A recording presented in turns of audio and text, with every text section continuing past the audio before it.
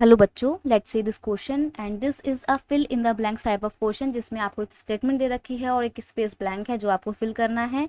तो आइए पहले रीड करते हैं अपनी स्टेटमेंट को। The use of fire can be seen in dash agriculture. कौन से एग्रीकल्चर में आप फायर के यूज़ को देख सकते हो? स्टेटमेंट बोलती है कि इस एग्रीकल्चर में हम फायर के यूज़ को देख सकते हैं।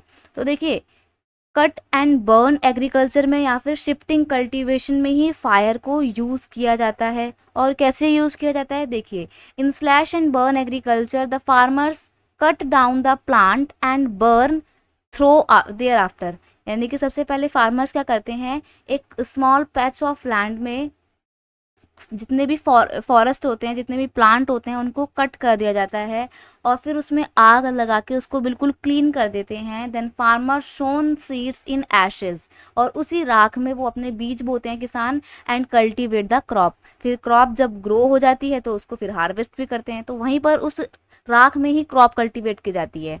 This farming practice depend upon monsoon. अब ये जो फार्मिंग की प्रैक्टिस थी ना, ये मानसून पे डिपेंड करती है, मानसून के सीजन पे डिपेंड करती है, क्योंकि ये लोग अपने लिए अलग से मॉडर्न इरिगेशन टैक्टिक्स का इस्तेमाल बिल्कुल भी नहीं करते हैं।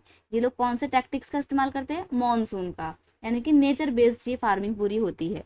The plots productivity declines after 3 to 5 years। लेकिन देखिए, धीरे धीरे ना, जब क्योंकि ये लोग अपने खेती के दौरान कोई भी मॉडर्न इनपुट्स का यूज़ नहीं करते हैं, फर्टिलाइजर्स केमिकल्स को बिल्कुल यूज़ नहीं करते, तो धीरे धीरे सॉइल अपनी फर्टिलिटी लूज़ कर देती है। 3 से 5 साल में लगातार खेती करने के बाद यहाँ की मिट्टी की फर्टिलिटी डिक्लाइन हो जाती है, विच promote farmers to abandon the field and relocate to a new location।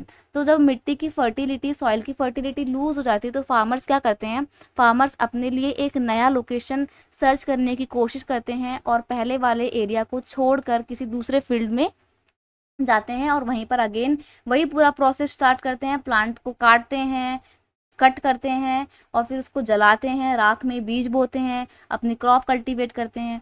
अब ये जो एग्रीकल्चर का पूरा प्रोसेस मैंने आपको यहाँ पे बताया, इसका नाम क्या है?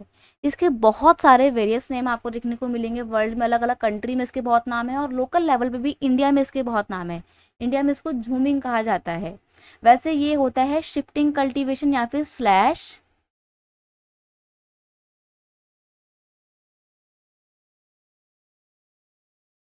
And burn agriculture.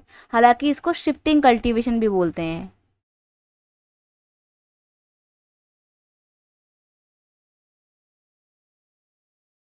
इंडिया के नॉर्थ ईस्टर्न एरिया में इसको झूमिंग कहा जाता है, छत्तीसगढ़ में बेतवा कहा जाता है। तो ये सब इनकी लोकल नेम है। बाकी इसके स्लैश एंड बर्न और शिफ्टिंग कल्टीवेशन मेन दो नेम हमारे को देखने को मिलते हैं। तो इसी तरीके की एग्रीकल्चर में फायर का यूज़ किया जाता है। कब? जब हमारे को उस पैच ऑफ लैंड को क्लीन करना होता है, तब फायर को यूज़ किया जाता है। I hope you understood it well. Best of luck.